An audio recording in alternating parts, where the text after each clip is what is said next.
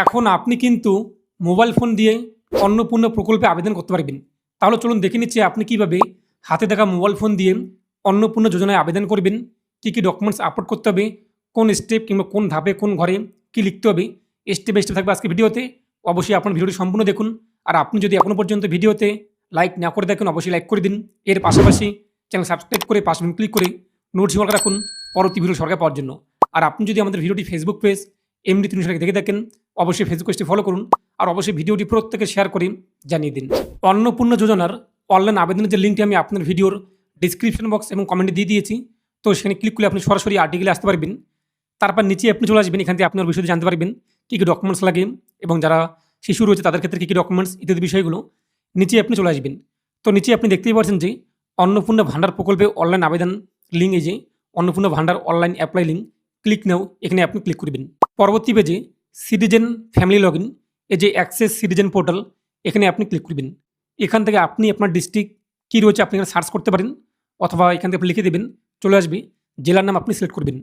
এরপর নিচে আপনি আপনার দর্শকের মোবাইল নাম্বার বসিয়ে দেবেন। এখানে আপনি আপনার পরিবারের যে কোনো সদস্যের মোবাইল নাম্বার বসাতে পারেন, এ নিয়ে সমস্যা নেই। মোবাইল নাম্বার বসিয়ে দেবেন। তারপর নিচে দেখতেই পারেন সিকিউরিটি কোড কিংবা ক্যাপচার কোড। আমাদের সামনে যা আসবে, আপনাদের সামনে যা আসবে, যোগ করার পর কিংবা বিয়োগ করার পর অথবা গুণ করার পর এখানে যে চিহ্ন চলে আসবে, সেই হিসেবে অ্যান্সার কী দাঁড়ায় এখানে আপনি বসিয়ে দেবেন। তারপর রিকোয়েস্ট ওটিপিতে আপনি ক্লিক করবেন। পরবর্তী পেজে আপনি যে মোবাইল নাম্বার এখানে বসিয়ে দিয়েছেন সেই মোবাইল নাম্বারে ওটিপি আসবে, ওটিপি আপনি বসিয়ে দেবেন এবং ভেরিফাই এবং কন্টিনিউ এখানে ক্লিক করবেন। তবে এখানে একটি নোট দেওয়া হয়েছে, দেখতেই পাচ্ছেন, যে সমস্ত আবেদনকারীরা যদি আপনি ৩রা জুন ৩/৬/২০২৬ তারিখে এই পোর্টালে এসে অনলাইনে আবেদন করে থাকেন, তাহলে আপনাদের কিন্তু পুনরায় আবেদন করতে হবে। কিন্তু আপনি যদি ২/৬ অথবা ৪/৬ আবেদন করে থাকেন, আবেদন করতে হবে না। যারা ৩/৬/২০২৬ অনলাইন আবেদন করেছে, যদি আপনি ৩/৬ জুনে অফলাইনে আবেদন করে জমা করে থাকেন, তবু আপনি আবেদন করতে হবে না। কিন্তু ৩/৬/২০২৬ সেই দিনেই যারা যারা অনলাইনে আবেদন করেছে তাদেরকে আবারও কিন্তু নতুন করে আবেদন করতে হবে। এরপর ভেরিফাই এবং কন্টিনিউ এখানে আপনি ক্লিক করবেন। পরবর্তী পেজ একটা আবেদন ফর্ম আমাদের সামনে চলে আসবে। প্রথমত রয়েছে কিন্তু হেড অফ ফ্যামিলি। তো আপনার পরিবারে কর্তাকে, প্রধানকে, আপনার পরিবারের কর্তা যদি স্বামী হয়ে থাকে কিংবা স্ত্রী হয়ে থাকে সেই ব্যক্তির নাম বসিয়ে দেবেন। যদি আপনার পরিবারের কর্তা বাবা মা হয়ে থাকে তো বাবা মার নাম আপনি বসিয়ে দেবেন। আপনার পরিবারের হেডকে, কে আপনার পরিবারে উপার্জনকারী সেই ব্যক্তির নাম এখানে বসিয়ে দেবেন। আধার কার্ড দেখে দেখে যা হয়ে থাকে তা আপনি উল্লেখ করে দেবেন। এরপর যে ডেট অফ বার্থ, এখানে আপনি ডেট অফ বার্থ উল্লেখ করে দেবেন। সেই পরিবারের কর্তা হিসেবে আপনি যার নাম উল্লেখ করছেন তার ডেট অফ বার্থ। এরপর জেন্ডার, পরিবারের কর্তার জেন্ডার কী রয়েছে, মেল নাকি ফিমেল, তা উল্লেখ করে দেবেন। এরপর ক্যাটাগরি কী রয়েছে, ইউর নাকি ইউর ইডাব্লিউএস নাকি এসসি নাকি এসটি নাকি ওবিসি, এটা অথবা আদার্স যা হয়ে থাকে সেটি সিলেক্ট করবেন। ইউর মানে কিন্তু জেনারেল, যা আপনাদের অ্যাকর্ডিং তা আপনি উল্লেখ করে দেবেন। তারপর রিলিজিয়ান, পরিবারের কর্তার ধর্ম কী রয়েছে, এখান থেকে আপনি ধর্ম সিলেক্ট করে নেবেন। এখানে দেখতে পাবেন হিন্দু, মুসলিম, খ্রিস্টান, বৌদ্ধ এবং শিখ ইত্যাদি রয়েছে, এখান থেকে আপনি অ্যাকর্ডিং তা উল্লেখ করে দেবেন। তারপর কন্ট্যাক্ট নং, পরিবারের কর্তা, এখানে আমরা পরিবারের যে কর্তার নাম উল্লেখ করেছি সেই ব্যক্তির আধার কার্ডে কোন মোবাইল নাম্বার লিঙ্ক রয়েছে সেই মোবাইল নাম্বারটি বসিয়ে দেবেন। যদি লিঙ্ক না থাকে আপনি আপনার মোবাইল নাম্বার বসিয়ে দিন এবং এই মোবাইল নাম্বারটি আপনি এই পরিবারের কর্তার আধার কার্ডে পোস্ট অফিস অথবা আধার সেন্টারে গিয়ে লিঙ্ক করে নেবেন, তাহলেই হয়ে যাবে। তারপর বলা হয়েছে টোটাল নং অফ ফ্যামিলি ইনক্লুডিং এইচওএফ। তো আপনার পরিবারের কর্তা সহকারে টোটাল কতজন সদস্য, ৩ জন নাকি ৪ জন নাকি ৫ জন নাকি ৭ জন, পরিবারের কর্তা হিসাবে প্রত্যেক কতজন সদস্য তা এখানে আপনি লিখে দেবেন। ৩ হলে ৩, ৪ হলে ৪, 5 হলে 5 আপনি লিখে দেবেন আপনার অ্যাকর্ডিং। তারপর ডিসেবিলিটি স্ট্যাটাস, যে পরিবারের কর্তা তিনি কি শারীরিক অক্ষম কিনা, যদি শারীরিক অক্ষম প্রতিবন্ধী হয়ে থাকে পরিবারের কর্তা হিসেবে আপনি যার নাম উল্লেখ করেছেন ইয়েস করবেন। এবং ডিসেবিলিটি সার্টিফিকেট নং, ডিসেবিলিটি পার্সেন্টেজ যদি আপনার জানা থাকে তো উল্লেখ করবেন। যদি জানা না থাকে স্টার মার্ক নেই, ফাঁকা রাখবেন, সমস্যা নেই। কিন্তু প্রতিবন্ধী সার্টিফিকেটটিকে আপলোড ফাইলে ক্লিক করে 50 কেবি থেকে 200 কেবির মধ্যে আপলোড করে দেবেন, জিপিজি অথবা পিএনজি অথবা পিডিএফ অথবা জিপিজি ফাইলে। এবং আপনি ফটো সাইজ কীভাবে তৈরি করবেন এই নিয়ে আমি কিন্তু ইতিমধ্যেই ভিডিও বানিয়ে দিয়েছি, সেই ভিডিও আপনারা চ্যানেলে গিয়ে দেখে নেবেন যে আপনার ফটো সাইজ কীভাবে তৈরি করবেন। আর যদি শারীরিক অক্ষম না হয়ে থাকে নো আপনি করে দেবেন। তারপর নিচে পরিবারের কর্তা হিসেবে আপনি যার নাম উল্লেখ করেছেন সেই ব্যক্তির আধার কার্ড নাম্বারটি বসিয়ে দেবেন এবং আধার কার্ডটিকে এখানে চুজ ফিলে ক্লিক করে আপলোড ফিলে ক্লিক করে আপলোড করে দেবেন 200 কেবির মধ্যে। এবং যদি আপনার আধার কার্ডটি এরকম লম্বা হয়ে থাকে, একবার আপনি কেটে ছোটো করেননি, তাহলে ফ্রন্ট যে পেজ, প্রথম পেজটি আপনি আপলোড করে দেবেন, হয়ে যাবে। যদি আপনি এই যে নিচের পার্টটি দেখতে পাবেন এটা যদি কেটে নিয়ে থাকেন তাহলে আপনি কিন্তু ফ্রন্ট পেজ এবং ব্যাক সাইড দুটোকে একসঙ্গে আপলোড করতে হবে। এবং আপনি কী বেশি ফটো তৈরি করবেন সেটি আমাদের ভিডিও রয়েছে ইতিমধ্যে, সেটি আপনি দেখে নেবেন। ফটো আপলোড করে দেবেন আধার কার্ডের। তারপর রয়েছে কিন্তু অ্যাড্রেস, তা আপনার পরিবারের স্থায়ী ঠিকানা, পার্মানেন্ট অ্যাড্রেস এখানে বসিয়ে দেবেন। Village, post, police station, district, pincode, ward কিংবা পৌরসভা যা রয়েছে সম্পূর্ণ অ্যাড্রেস এখানে এই ঘরে বসিয়ে দেবেন। তারপর আপনার ডিস্ট্রিক্ট যেহেতু প্রথমে আপনি রেজিস্ট্রেশন করার সময় উল্লেখ করছেন তা চলে আসবে। এরপরে এরিয়া টাইপ, আপনি রুরাল নাকি আরবান, রুরাল মানে কিন্তু গ্রাম পঞ্চায়েত এলাকা এবং আরবান মানে কিন্তু শহর এলাকা। তো আপনি কোন এলাকায় বসবাস করে দেখেন, গ্রাম পঞ্চায়েত নাকি পৌরসভা, তো আপনি ওটা এখন উল্লেখ করে দেবেন। আমরা যেহেতু গ্রাম পঞ্চায়েত রুরাল সিলেক্ট করলাম, এরপর নিচে এখানে পিনকোড বসিয়ে দেবেন, আপনার পিনকোডগুলো চলে আসবে, যা হয়ে থাকে সেটি আপনি সিলেক্ট করবেন। সেই হিসেবে আপনার পোস্ট অফিস কী রয়েছে এখান থেকে আপনি আপনার পোস্ট অফিস যা রয়েছে তা আপনি সিলেক্ট করবেন। তারপর পুলিশ স্টেশন এখান থেকে আপনাদের থানার নাম কী রয়েছে আপনি দেখতেই পাচ্ছেন তা উল্লেখ করে দেবেন। তারপর আপনার ব্লক অথবা পৌরসভার নাম কী রয়েছে এখান থেকে আপনি বসিয়ে দেবেন। তারপর আপনার জিপি বা ওয়ার্ড কী রয়েছে এখান থেকে আপনি উল্লেখ করে দেবেন। তারপর নিচে ভোটার কার্ড ডিটেলস, পরিবারের কর্তার ভোটার কার্ড নাম্বার বসিয়ে দেবেন এবং ভোটার কার্ডটাকে একই রকমভাবে আপলোড করে দেবেন। এবং নিচে রয়েছে অ্যাসেম্বলি এবং পার্ট নং, যদি আপনি জানা থাকে তো উল্লেখ করে দেবেন, যে জানা না থাকে ফাঁকা রাখবেন, স্টার মার্ক নেই, সমস্যা নেই। এই যে অ্যাসেম্বলি এখানে ক্লিক করতে যদি আপনি মোবাইল ফোন দিয়ে করে দেখেন, এই যে আপনি দেখতেই পাচ্ছেন কিবোর্ডের উপরেই কিন্তু অ্যাসেম্বলি নামগুলো চলে আসবে কিবোর্ডের উপরে। অনেকে বলবেন যে এক কথা উপরে স্ক্রল করে আপনি দেখতে পাচ্ছেন না, এই যে কিবোর্ডের উপরে কিন্তু এক কথা আপনাদের যে অ্যাসেম্বলি বিধানসভা তা চলে আসবে। এখানে আপনি সিলেক্ট করে নেবেন 2026 কিংবা বর্তমানে যে ভোটার কার্ড আপনার রয়েছে সেই ভোটার কার্ডটি কোন বিধানসভার অন্তর্গত সেই বিধানসভাগুলি করতে হবে। 2002 কিংবা তার আগের যে এক কথা তথ্যগুলো তা কিন্তু না। এবার পার্ট নং অংশ নং আপনি বসিয়ে দেবেন, বর্তমান আপনার অংশ নং কত রয়েছে সেটি। তারপর নিচে সেভ ড্রাফট এখানে ক্লিক করবেন, তারপর নেক্সটে আপনি ক্লিক করে দেবেন। পরবর্তী স্টেপ চলে আসবে, পরিবারের যে কর্তা আপনি যার নাম উল্লেখ করছেন হেড অফ ফ্যামিলিতে, সেই ব্যক্তির কি ডিজিটাল রেশন কার্ড রয়েছে কিনা। যদি ডিজিটাল রেশন কার্ড থাকে তাহলে ইয়েস করবেন, এবং কোন ক্যাটাগরি রেশন কার্ড, অন্তর্দয় নাকি পিডাব্লিউএস নাকি এসপিডাব্লিউএস নাকি আরকেসি 1 নাকি 2 নাকি নন সাবসিডি জেনারেল, যেটি হয়তো সেটি আপনি এখানে সিলেক্ট করবেন এবং নিচে রেশন কার্ড নাম্বারটি বসিয়ে দেবেন পরিবারের কর্তার। আর যদি ডিজিটাল রেশন কার্ড না থাকে নো আপনি করে দেবেন, তো আপনি ওরা অ্যাকর্ডিং। তারপর নেক্সটে আপনি ক্লিক করবেন, পরবর্তী স্টেপ চলে আসবে। বলা হয়েছে আপনার পরিবারে কি 3টি বা তার বেশি পাকা ঘর রয়েছে কিনা। যদি 3টি বা তার বেশি পাকা ঘর থাকে ইয়েস করবেন, আর যদি না থাকে নো আপনি করে দেবেন। এরপর বলা হয়েছে আপনার পরিবারে কি জমি রয়েছে কিনা। শুধুমাত্র যে পরিবারের কর্তার নামে জমি তা কিন্তু না, পরিবারে আপনার যতজন সদস্য 3 জন 4 জন 5 জন প্রত্যেকের যে কোনো একজন ব্যক্তির যদি জমি থাকে তার তত উল্লেখ করতে হবে, কিংবা প্রত্যেকের যদি জমি থাকে তো প্রতিটি ব্যক্তির জমির পরিমাণ যোগ করার পর শতকে আপনি এখানে বসিয়ে দেবেন। আপনার জমির যে খতিয়ান সেই খতিয়ানে আপনি শতকে পেয়ে যাবেন, তা যোগ করার পর বসিয়ে দেবেন। আর আপনার পরিবারে যদি জমি না থাকে কারো নামে তাহলে আপনি নো করে দেবেন আপনার অ্যাকর্ডিং। তারপর নিচে বলা হয়েছে কিন্তু আপনার পরিবারে কি 4 চাকার কমার্শিয়াল মোটরসাইকেল মোটর ভেহিকেল রয়েছে কিনা। যদি থাকে আপনি ইয়েস করবেন, সেক্ষেত্রে যদি ট্রাক্টর থাকে সেটাও আপনারা এখানে উল্লেখ করতে হবে। যদি 4 চাকার কমার্শিয়াল মোটর ভেহিকেল থাকে তো আপনি ইয়েস করবেন, যদি 4 চাকা এক কথায় ট্রাক্টর থাকে সেটিও আপনি এর তথ্য উল্লেখ করে দেবেন, কতগুলো রয়েছে, 4টি নাকি 2টি নাকি 3টি নাকি 1টি, তা বসিয়ে দেবেন এবং রেজিস্ট্রেশন নাম্বারটি বসিয়ে দেবেন। এক্ষেত্রে যদি একের অধিক থেকে কমা দিয়ে আপনি রেজিস্ট্রেশন নাম্বারগুলো বসিয়ে দেবেন। আর যদি না থাকে আপনার 4 চাকা বিশিষ্ট গাড়ি নো আপনি করে দেবেন। এরপর হেলথ ইন্স্যুরেন্স, পরিবারের যে কর্তা তার কি স্বাস্থ্য বিমা রয়েছে কিনা, যদি থাকে আপনি এখান থেকে এটা ইয়েস করে দেবেন, এবং সেটা কি গভর্নমেন্ট নাকি প্রাইভেট।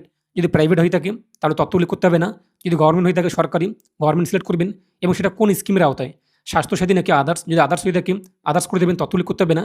যদি স্বাস্থ্যসাথী হয়ে থাকে স্বাস্থ্যসাথী আপনি উল্লেখ করে দেবেন, এবং নিচে স্বাস্থ্যসাথী কার্ডের যে ইউরের নাম্বার, স্বাস্থ্যসাথী কার্ডের নিচে আপনি পেয়ে যাবেন ইউরের নাম্বারটি 19 দিয়ে শুরু, সেই নাম্বারটি বসিয়ে দেবেন। তারপর নেক্সটে আপনি ক্লিক করে দেবেন। আর যদি পরিবারের কর্তার এক কথায় হেলথ ইন্স্যুরেন্স না থাকে, স্বাস্থ্য বিমা, তারপর নো করে দেবেন। তারপর নেক্সটে আপনি ক্লিক করবেন। পরবর্তী পেজে বলা হয়েছে কিন্তু পরিবারের কর্তা কি কোনো ইনকাম ট্যাক্স পে করে কিনা।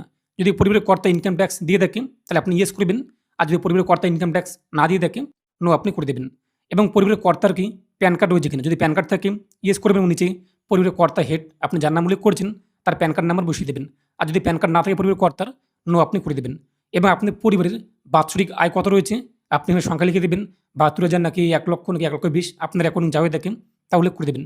তারপর নিচে পরিবারের কর্তা কোন পেশায় যুক্ত রয়েছে, গভর্নমেন্ট সেক্টর সরকারি কোনো জব করে কিনা, নাকি স্যালারি একদম প্রাইভেট সেক্টরে জব করে থাকে, পাবলিক নাকি সেলফ এমপ্লয় বিজনেসম্যান নাকি ইত্যাদি, নাকি পার্ট টাইম জব করে থাকে, নাকি আর্টিসিয়ান নাকি ফার্মার ইত্যাদি, তা আপনি কিন্তু উল্লেখ করে দেবেন। নাকি মাইগ্রেট লেবার, পরিযায়ী শ্রমিক, নাকি আনএমপ্লয়েড বেকার, নাকি আদার্স, এই সমস্ত লিস্টের মধ্যে নেই।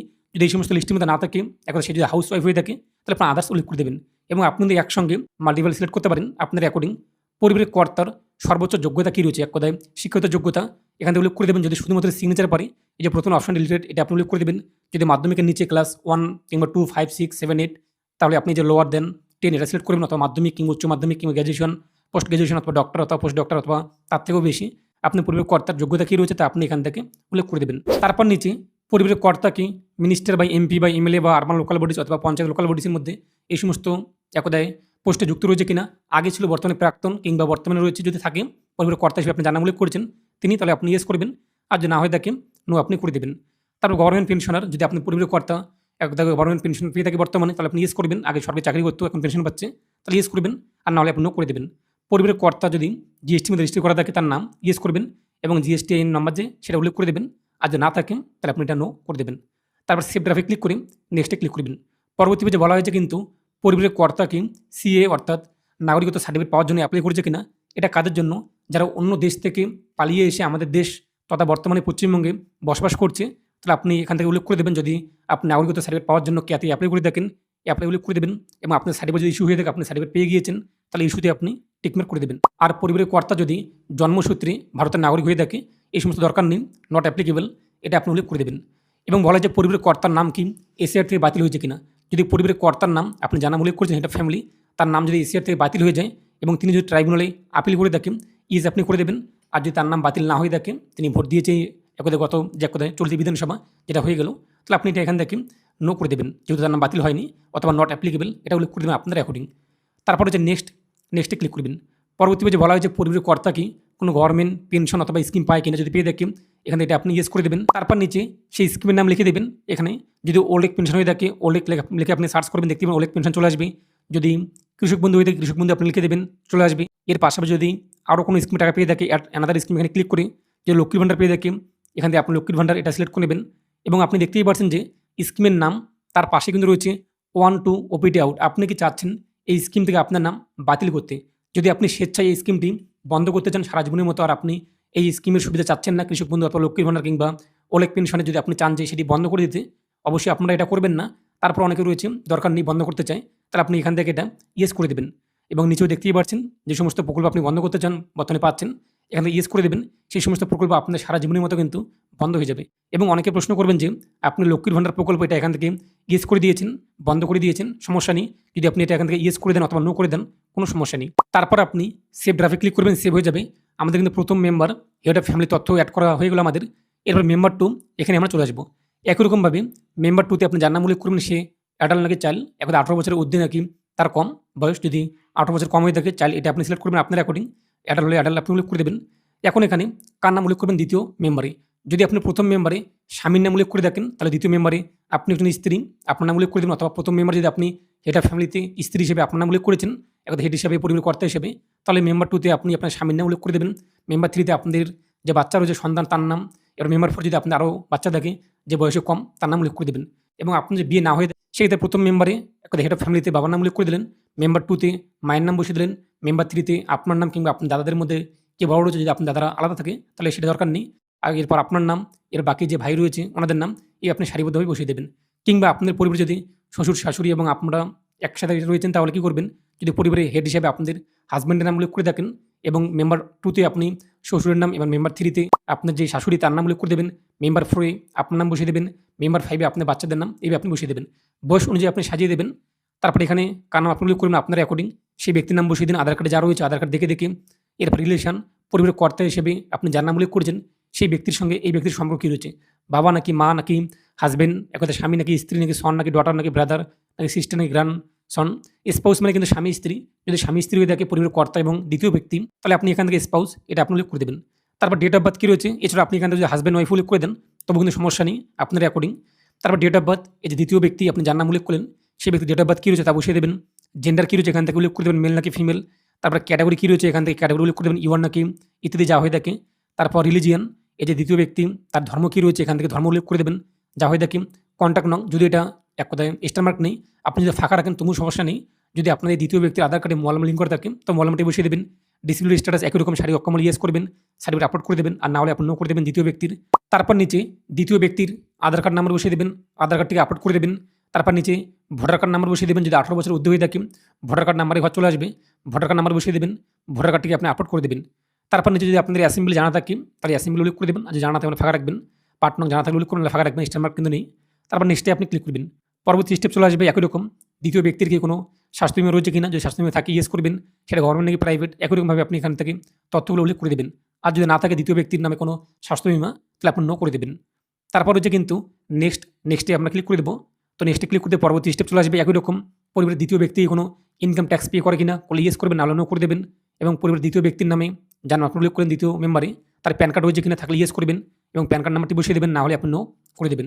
একই রকম পরিবারের দ্বিতীয় ব্যক্তি কোন পেশায় যুক্ত রয়েছে আপনার অ্যাকর্ডিং এখান থেকে উল্লেখ করে দেবেন। তারপর শিক্ষিত যোগ্যতা কী রয়েছে, দ্বিতীয় ব্যক্তির সর্বোচ্চ যোগ্যতা শিক্ষিত যোগ্যতা এখান থেকে উল্লেখ করে দেবেন। এবং একই রকম তিনি কোনো এমএলএ বা এমপি বা আরবান লোকাল বডিজ মিনিস্টার এই সমস্ত পদে রয়েছে কিনা, থাকলে ইয়েস করবেন, নাহলে নো করে দেবেন। গভর্নমেন্ট পেনশনার কিনা দ্বিতীয় ব্যক্তি, যদি হয়ে থাকে ইয়েস করবেন, নাহলে নো করে দেবেন। জিএসটি এক কথা নাম্বার রয়েছে কিনা, যদি থাকে ইয়েস করবেন, নাহলে নো করে দেবেন। তারপর নেক্সটে আপনি ক্লিক করবেন। পরবর্তী পেজে একই রকম যদি নাগরিকত্ব সার্টিফিকেট পাওয়ার জন্য দ্বিতীয় ব্যক্তি অ্যাপ্লাই করে থাকে, অ্যাপ্লাই ক্লিক করুন, যদি ইস্যু হয়ে থাকে ইস্যু করে দেবেন, আর যদি দরকার নেই এক কথা নট অ্যাপ্লিকেবল আপনি উল্লেখ করে দেবেন। একই রকম দ্বিতীয় ব্যক্তির নাম যদি এসিআর থেকে বাতিল হয়ে যায় এবং ট্রাইব্যুনালে অ্যাপিল করে থাকে তাহলে আপনি ইয়েস করবেন, আর নাহলে আপনি নো অথবা নট অ্যাপ্লিকেবল এটা সিলেক্ট করে নেবেন। তারপর নেক্সটে আপনি ক্লিক করবেন এবং দ্বিতীয় ব্যক্তি কি অন্নপূর্ণা যোজনা আবেদন করতে চায় কিনা, যেহেতু তিনি একজন মহিলা, আপনি যতজন এখানে মহিলা উল্লেখ করবেন একটি ফর্মে আপনি কিন্তু আপনাদের মায়ের নাম এবং আপনি যদি একজন মেয়ে হয়ে থাকেন তার নাম, কিংবা আপনি যদি একজন বউ হয়ে থাকেন আপনার নাম, আপনার শাশুড়ির নাম, প্রত্যেকের নাম কিন্তু একটি ফর্মে অ্যাড করতে পারবেন, এই নিয়ে সমস্যা নেই। যখনই মহিলাদের আপনি ক্যাটাগরি একটা জেন্ডার ফিমেল সিলেক্ট করবেন, এই স্টেপে আসার পর আপনাদের সামনে কিন্তু বলা হবে যে অ্যাপ্লাই ফর অন্নপূর্ণা যোজনা। যদি আপনি সেই সমস্ত মহিলাদের যাদের আপনি অন্নপূর্ণা যোজনা আবেদন করতে চান, এখান থেকে শুধুমাত্র এটা ইয়েস আই এম অ্যাপ্লাইং করে দেবেন। যদি আপনি অন্নপূর্ণা যোজনা আবেদন করতে চান, ইয়েস আই এম অ্যাপ্লাইং এটা করে দেবেন, তাহলে হয়ে যাবে। একই রকম বলা হয়েছে কি দ্বিতীয় ব্যক্তি কোনো ডিবিটির মাধ্যমে কিংবা গভর্নমেন্ট স্কিম বা পেনশন পাচ্ছিল কিনা, যদি পেয়ে দেখেন ইয়েস করে দেবেন। কোন স্কিমে টাকা পাচ্ছিলেন সেটা এখানে লিখে দেবেন এবং সেই স্কিম থেকে আপনি আপনার নাম বাতিল করতে চান কিনা, চাইলে ইয়েস করবেন, যে বাতিল করতে না চান নো আপনি করে দেবেন। আর যদি কোনো স্কিমে টাকা না পেয়ে দেখেন নো আপনি করে দেবেন। তারপর সেভ ড্রাফে ক্লিক করবেন, এই তথ্য আপনার এখানে কিন্তু সেভ হয়ে যাবে, দেখতেই পাচ্ছেন। একইরকমভাবে আপনার যদি আরও মেম্বার থাকে, থার্ড মেম্বার এখানে আপনি চলে আসবেন, এরপর তৃতীয় মেম্বারের নাম আপনি উল্লেখ করে দেবেন, এই আপনি চতুর্থ পঞ্চমের নাম উল্লেখ করে দেবেন। যদি আপনার পরিবারের বাচ্চা থাকে তাহলে আপনি কী করবেন, এই যে মেম্বার টাইপ অ্যাডাল্ট এবং চাইল্ড, এই যে চাইল্ড এটা আপনি উল্লেখ করে দেবেন। তারপর নিচে আপনার শিশুর নাম উল্লেখ করে দেবেন আধার কার্ডে দেখে দেখে, যদি 5 বছরের নিচে হয়ে থাকে তাহলে আপনি জন্ম সার্টিফিকেট সেটি দেখে দেখে নামটি বসিয়ে দেবেন। তারপর রিলেশন, সেটা আপনার পরিবারের কর্তা হিসেবে আপনি যার নাম উল্লেখ করেছেন সেই ব্যক্তির সঙ্গে তার সম্পর্ক কী রয়েছে, বাবা নাকি মা নাকি একটা সন নাকি ডটার নাকি গ্র্যান্ডসন, এখানে দেখতেই পাচ্ছেন। এখানে আপনি হঠাৎ অ্যাকর্ডিং যা হয়ে দেখেন সেটা উল্লেখ করে দেবেন। তারপর নিচে আপনার শিশুর ডেট অফ বার্থ কী রয়েছে তা উল্লেখ করে দেবেন, জেন্ডার কী রয়েছে তা আপনি এখান থেকে বসিয়ে দেবেন, ক্যাটাগরি কী রয়েছে আপনার শিশুর, জেনারেল নাকি এসসি এসটি ওবিসি যা হয়ে থাকে সেটি সিলেক্ট করবেন। তারপর রিলিজন কী রয়েছে আপনার শিশুর, একটা প্রতিটি ব্যক্তি কিন্তু পার্টভাবে কিন্তু তথ্যগুলো উল্লেখ করতে হবে, সেখানে আসার পর যা হয়তো সেটি আপনি উল্লেখ করে দেবেন। কন্ট্যাক্ট নং যদি থাকে তো উল্লেখ করে দেবেন, নাহলে আপনি ফাঁকা রাখতে পারেন। এবং ডিসেবল স্টার যদি আপনাদের শিশু সেই অক্ষম হয়ে থাকে ইয়েস করবেন এবং প্রতিদিন সার্টিফিকেট আপলোড করে দেবেন, যে না হয়ে থাকে নো আপনি করে দেবেন। এরপর নিচে আধার কার্ডের নাম্বার ঘটে দেখতেই পাচ্ছেন যে স্টার মার্ক নেই। যদি আপনার শিশুর বয়স 5 বছরের কম হয়ে থাকে তাহলে কিন্তু আধার কার্ড, যদি না থাকে সমস্যা নেই, যদি আধার কার্ড আপনি বানিয়ে নিয়েছেন তো আধার কার্ড নাম্বার বসিয়ে দিয়ে আধার কার্ড নাম্বারটি আপলোড করে দেবেন। যদি 5 বছরের ঊর্ধ্বে হয়ে থাকে তাহলে কিন্তু আধার কার্ডটিকে আপলোড করতে হবে। এখন প্রশ্ন, আপনি এই 3000 টাকা চক করে আপনার শিশুকে যদি এই এক কথায়, এটা কিন্তু যদিও অন্নপূর্ণা যোজনা, তারপর কিন্তু বলা হচ্ছে ফ্যামিলি ডাটা কালেকশন, আপনি পরিবারের তথ্য কালেকশন করা হচ্ছে, আপনি 3000 টাকা চক করে যদি আপনার শিশুকে পরিবার থেকে আলাদা করে দিতে চান, সেটা আপনাদের বিবেকে যদি বাদে তো করতে পারেন। যদিও এই মুহূর্তে 90 দিন সময় রয়েছে, তো আপনি ডেট বুক করে আধার সেন্টারে গিয়ে শিশুর আধার কার্ড তৈরি করে নিন, যদি 5 বছরের ঊর্ধ্বে হয়ে থাকে তারপর আপনি ফর্মটি পূরণ করুন। তবে আপনাদের ব্যক্তিগত ব্যাপার, আপনি কী করবেন, আপনার শিশুকে বাদ দিয়ে ফর্মটি পূরণ করবেন নাকি শিশুকে অ্যাড করে ফর্মটি পূরণ করবেন। যেহেতু ফ্যামিলি ডাটা কালেকশন বলা হচ্ছে, তো আপনার অ্যাকর্ডিং যদি শিশুর বয়স 5 বছরের ঊর্ধ্বে হয়ে থাকে, যখন আপনি ডেট অফ বার্থ উল্লেখ করবেন আধার কার্ডে ঘরটি স্ট্যাম্প মার্ক চলে আসবে, এরপর আধার কার্ড নাম্বার এবং আধার কার্ডটি আপলোড করে দেবেন। তারপর নিচে সেভ ড্রাফে ক্লিক করে নেক্সটে ক্লিক করে দেবেন। পরবর্তী স্টেপ, আপনার শিশুর কি হেলথ ইন্স্যুরেন্স রয়েছে কিনা, স্বাস্থ্য বীমা থাকে যদি আপনি ইয়েস করবেন, এবং স্বাস্থ্য কার্ড যদি আপনার শিশুর নাম থাকে তাহলে আপনি এখান থেকে গভর্নমেন্ট এটা সিলেক্ট করবেন, স্বাস্থ্য কার্ড এটা আপনি উল্লেখ করে দেবেন, ইউরো নাম্বারটি বসিয়ে দেবেন। আর যদি না থাকে তাহলে আপনি নো করে দেবেন। তারপর নেক্সট এখানে ক্লিক করবেন, পরবর্তী স্টেপ এটা এরকম চলে আসবে, নেক্সটে ক্লিক করে দেবেন। এরপর বলা হয়েছে আপনার শিশু কি এখন আপনি আপনার শিশুর জন্য কি নাগরিকত্ব সার্টিফিকেটের জন্য অ্যাপ্লাই করেছেন কিনা, যদি করে দেখেন অ্যাপ্লাই এটা ক্লিক করে দেবেন, যদি ইস্যু হয়ে যায় ইস্যু করে দেবেন, আপনার অ্যাকর্ডিং যদি না হয়ে থাকে নট অ্যাপ্লিকেবল উল্লেখ করে দেবেন, এবং এসিআর যেহেতু এটা দরকার নেই। তারপর নেক্সটে আপনি ক্লিক করে দেবেন। আপনার শিশু কি কোনো গভর্নমেন্ট স্কিমে টাকা পাচ্ছে কিনা, যদি পেয়ে থাকে ইয়েস করে দেবেন, সেটা কি স্কিম লিখে দেবেন, যদি কোনো ঐক্যশ্রী স্কলারশিপ কিংবা স্বামী বিবেকানন্দ স্কলারশিপ কিংবা এসসি স্কলারশিপ বা এসটি, এখানে সার্চ করতে আপনার সামনে চলে আসবে, দেখতেই পাচ্ছেন। এরপর যদি আপনি চান যে সেই স্কলারশিপ থেকে তার নাম বাদ দিতে, অবশ্যই আপনি এটা করবেন না ভুলেও, এক কথা নো যে রয়েছে নোই আপনারা রাখবেন। তারপর নেক্সটে আপনি ক্লিক করে দেবেন। পরবর্তী স্টেপ গ্রেড, এখান থেকে আপনি সিলেক্ট করবেন আপনার শিশু কোন ক্লাসে পড়াশোনা করে থাকে, প্রি প্রাইমারি নাকি নার্সারি নাকি কেজি নাকি এলকেজি নাকি ইউকেজি নাকি ক্লাস 1 থেকে, এখানে দেখতেই পাচ্ছেন 12 নাকি আদার্স নাকি এনএ, যেটা হয়ে থাকে যদি না থাকে তো এনএ করে দেবেন, আপনার অ্যাকর্ডিং এখান থেকে ক্লাস উল্লেখ করে দেবেন। তারপর কোন স্কুলে পড়াশোনা করছে সেই স্কুলের নাম বসিয়ে দেবেন, সেই স্কুলটি গভর্নমেন্ট নাকি সরকারি একদায় স্পন্সরকৃত সরকারি স্বীকৃতিপ্রাপ্ত যা হয়ে থাকে নাকি গভর্নমেন্ট, এখানে আপনি ওটা এখন উল্লেখ করে দেন, নাকি প্রাইভেট স্কুল নাকি রিকগনাইজ মাদ্রাসা নাকি আদার্স নাকি এনএ, তো এখান থেকে আপনি এটা অ্যাকর্ডিং তা উল্লেখ করে দেবেন। তারপর নিচে চিলড্রেন ভ্যাকসিন স্ট্যাটাস, আপনার শিশুকে কি যে ভ্যাকসিন দেওয়া হয় সেটা দিয়েছেন কিনা, চিলড্রেন ভ্যাকসিন যদি দিয়ে থাকেন ইয়েস কমপ্লিট হয়েছে এটা আপনি করে দেবেন, যে না হয়ে থাকে নট ভ্যাকসিন এটা উল্লেখ করে দেবেন আপনাদের অ্যাকর্ডিং। তারপর সেভ ড্রাফে ক্লিক করবেন, এই তথ্য আপনি এখানে সেভ হয়ে যাবে, দেখতেই পাচ্ছেন সেভ। এভাবে আপনি আপনার বাকি তথ্যগুলো যে রয়েছে তা উল্লেখ করে দেবেন, মেম্বার 4, 5 যদি আপনার আরও থাকে সদস্য তা বসিয়ে দেবেন। তারপর কী করবেন, আপনি এই যে ডিক্লারেশন এবং কনসেন্ট এখানে আপনি চলে আসবেন। তারপরে যে বক্সে আপনি টিকমার্ক করবেন, তারপর দেখতেই পাচ্ছেন যে প্রিভিউ অ্যান্ড সাবমিট একটি অপশন রয়েছে, এই প্রিভিউ অ্যান্ড সাবমিটে আপনি ক্লিক করবেন। তাহলে আপনার সামনে আবেদনের যে প্রিভিউ তা কিন্তু চলে আসবে, আগে কিন্তু এটা ছিল না, এটাই বর্তমানে দেওয়াতে কি সুবিধা হয়েছে, আপনি যা যা ফর্ম পূরণ করেছেন আপনার সকলে ঠিকঠাক রয়েছে কিনা, কোনো যে আপনি ভুল ফিল আপ করলেন নাকি ঠিকঠাক রয়েছে, আপনি এখানে দেখতেই পাচ্ছেন প্রিভিউ আবেদনের। আপনি একবার দেখে নেবেন যে আবেদনের প্রিভিউ ঠিকঠাক রয়েছে কিনা। মেম্বার 1 এ আপনি যার নাম উল্লেখ করেছেন হেড অফ ফ্যামিলি হিসেবে তার তথ্য, তারপরে অ্যাডাল্ট ফ্যামিলি হিসেবে আপনি যার নাম উল্লেখ করেছেন তাদের তথ্য দেখতে পারবেন। যদি আপনার কোনো চাইল্ড থেকে তার তথ্য আপনি দেখতে পারবেন ঠিকঠাক রয়েছে কিনা। আপনাদের ফ্যামিলি ডিটেলস রয়েছে এখান থেকে আপনি দেখে নিতে পারবেন যে ঠিকঠাক রয়েছে কিনা। আপনি এগুলো এখানে দেখে নেবেন। তারপর যদি মনে হয় ঠিকঠাক রয়েছে, সাবমিট অ্যাপ্লিকেশন এখানে ক্লিক করবেন, আপনার আবেদন কিন্তু হয়ে যাবে। এবং আপনি একটি কিন্তু যে টেম্পোরারি নাম্বার সেটি পেয়ে যাচ্ছেন, দেখতেই পাচ্ছেন। এবং আপনি উপরে ডান দিকে দেখতেই পাচ্ছেন একটা চিহ্ন, এখানে ক্লিক করতেই এই যে সার্টিফিকেট এক কথা কিংবা অ্যাকনোলেজমেন্ট স্লিপ আপনার ডাউনলোড হয়ে যাবে। এটাকে প্রিন্ট করে অথবা স্ক্রিনশট নিয়ে আপনার কাছে রেখে দেবেন। আরেকটি বিষয়, আপনি তো এখানে ফর্ম পূরণ করার সময় কোনো ব্যাংকের তথ্য উল্লেখ করলেন না, সেই মহিলার যিনি অন্নপূর্ণা যোজনার টাকা পাবে, তাহলে কোন ব্যাংক অ্যাকাউন্টে আপনার টাকাটি জমা হবে। টাকা আপনাদের কিন্তু ডিবিটির মাধ্যমে পাঠানো হবে। আধার কার্ড নাম্বার যে ব্যাংকে ডিবিটি লিঙ্ক অ্যাক্টিভ থাকবে, আধার সিডিং অ্যাক্টিভ থাকবে, সেই অ্যাকাউন্টে আপনার টাকাটি জমা হবে। এখন আপনি কীভাবে চেক করবেন যে আপনার কোন ব্যাংকে ডিবিটি লিঙ্ক অ্যাক্টিভ রয়েছে নাকি লিঙ্ক নেই। লিঙ্ক করা না থাকলে আপনার লিঙ্ক করতে হবে, নাহলে আপনি টাকা কিন্তু পাবেন না। ইউটিউবে আপনি সার্চ করুন ডিবিটি লিঙ্ক এমডি 360 লিখে, ডিবিটি লিঙ্ক এমডি 360 লিখে আপনি সার্চ করুন, ভিডিওটি প্রথমেই পেয়ে যাবেন। এটি দেখে নিয়ে আপনি চেক করতে পারবেন, লিঙ্ক করা না থাকলে লিঙ্ক করতে পারবেন, অথবা এক ব্যাংক থেকে অপর ব্যাংকে পরিবর্তন করতে চাইলে সেটি কিন্তু করতে পারবেন, সেটি আপনারা দেখে নেবেন। আর আপনি কীভাবে অনলাইনে অন্নপূর্ণা যোজনার স্ট্যাটাস চেক করবেন এ নিয়ে আমরা পরবর্তীতে আলোচনা করবো যে এই মুহূর্তে অন্নপূর্ণা যোজনার স্ট্যাটাস চেক করা যাচ্ছে কিনা পরবর্তী ভিডিওতে। তো এটা এই পর্যন্তই। এ নিয়ে আপনার মতামত কমেন্টে পেশ করুন, আর অবশ্যই ভিডিওটি প্রত্যেকে শেয়ার করে জানিয়ে দিন। তো প্রতি ভালো থাকুন এবং সুস্থ থাকুন। আর অনলাইনে আবেদন করার পর আপনাদের কিন্তু কোথাও গিয়ে ডকুমেন্ট জমা করতে হবে না। যদি অফিস থেকে আপনাদের কল করে কিংবা বাড়িতে আসে ভেরিফিকেশন করার সময় জন্য, সেটা আলাদা বিষয়, কিন্তু আপনাদের ডকুমেন্টস কোথাও কিন্তু জমা করতে হবে না।